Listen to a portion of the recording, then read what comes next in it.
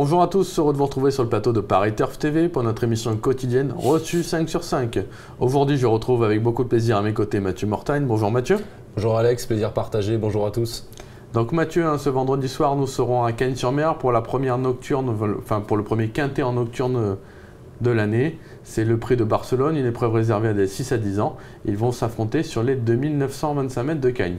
Mathieu, c'est des concurrents de qualité qu'on retrouve quand même dans cette épreuve. Oui, voilà, c'est un lot assez homogène. Bon, j'ai quand même privilégié les chevaux de tête parce que je pense que ça va être compliqué de rendre la distance. Voilà. Après, c'est des chevaux qu'on commence à bien connaître, qu'on a vu courir régulièrement là, ces derniers temps à Cagnes dans les réunions premium. Donc bon, avant le coup, ça paraît jouable. Bon, ça paraît jouable, on espère. On espère comment le donner, hein. On espère, oui. Bon, on attend votre sélection, Mathieu. Alors, en tête, le 2 Ubrin, ensuite le 11 Chapeau, le 5 Tamaro, le 4 Midsummer King, le 3 Utinjoie, l'As Saphir du Perche, le 9 Trust Speed et le 6 Ruby de la Horvée. Donc pour votre favorite, vous faites confiance aux 2 Ubrin, et c'est vrai que ça sent la grande confiance du côté d'Yannick Alain-Briand. Oui, alors justement, j'avais eu Yannick, pas pour cette course-là, mais pour la course d'avant, il m'avait dit que sa jument en fait, avait eu des soucis de foie. Donc il avait fait soigner et il m'avait dit qu'il fallait carrément oublier les performances d'avant, que c'était pas vraiment la vraie Ubrin, quoi. Donc là il dit ça y est, j'ai retrouvé ma jument. Il nous avait dit ça l'autre jour. Et là il l'a recouru le dernier coup, elle est troisième, mais il l'a recouru comme une course pour vraiment se remettre en confiance. Elle est vraiment venue bien finir. Je pense que là s'il est plus offensif en tête, à mon avis elle va pas taper loin, je pense que c'est son jour. Ça sent la confiance aussi du côté de Mathieu. Ouais, ça a toujours été une bonne jument, c'est la sorte Candice et tout ça,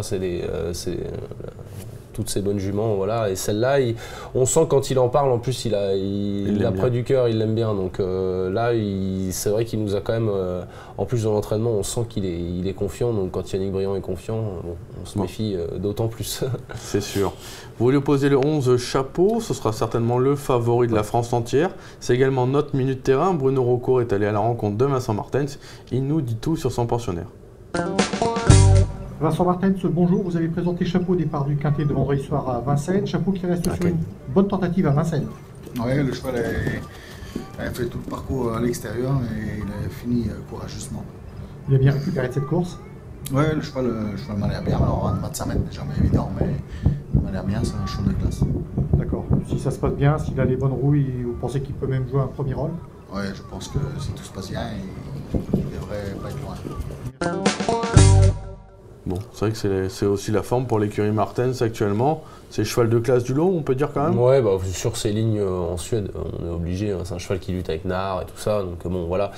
Maintenant, j'attends de voir sur un 2009 à 25 mètres à Cagnes.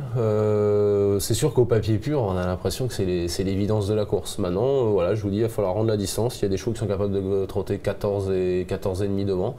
Il va falloir qu'il marche son petit 13-8 à 25 mètres. Il doit être capable de le faire parce que c'est un bon cheval.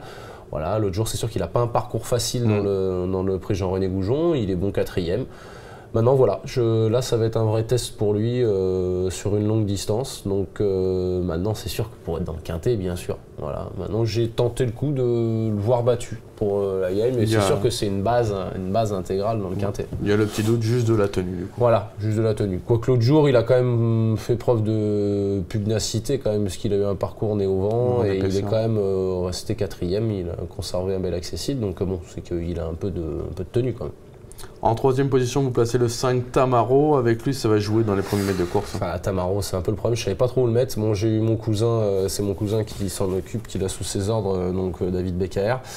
Je lui ai dit, je ne savais pas où te mettre dans le prono. Et il m'a dit, c'est simple, c'est ou dans les trois ou nulle part. Voilà, c'est un cheval qui avait gagné le jour du prix de la Côte d'Azur. Il avait réussi à le partir. Une fois vous avez fait 300 mètres, vous êtes en sécurité, mais le problème c'est que les premiers mètres de course, il entend les autres derrière lui, il se met à stresser et tout, et même à la volte, il se met à bourrer, comme on dit, il monte à la main, et on n'est pas maître du bateau. Donc c'est au petit bonheur la chance. Il faut prier au moment de la volte qu'il soit décidé, qu'il parte sur la bonne jambe, quoi. S'il part, qu'il fait les 300 premiers mètres, à mon avis, après, là, attention, lui, il peut aller devant, il a besoin de personne, et il vaut 14 devant aussi, lui. Oui, il a marché 14-1 sur le parcours. Donc voilà, première chance, mais à prendre en base dans un jeu, Non. compliqué. D'accord. Le 4, Midsummer King, lui, il vaut mieux quand même que ne l'indiquent ses dernières performances. Oui, je pense qu'ils avaient les dernières courses à Vivo, ils n'avaient pas trop affûté. Ça sent la course préparée quand même. Je pense, voilà, il sera déféré des 4 en tête. C'est un petit cheval dur quand même. On se rappelle de la perf à Lyon quand même, quand il est 3e de Very Nice Marscos, Scarlet Turbo. Bon, s'il fait cette valeur-là en tête, c'était un 4000 mètres en plus, donc bon, parcours de tenue. S'il fait cette valeur-là en tête, qu'il a un bon parcours, parce qu'il peut des fois, en partant, il faut faire attention, ouais, faut se méfier, il peut être un peu bête comme ça. Mais s'il part au trot, qu'il est vite bien placé, moi je le vois dans le quintet.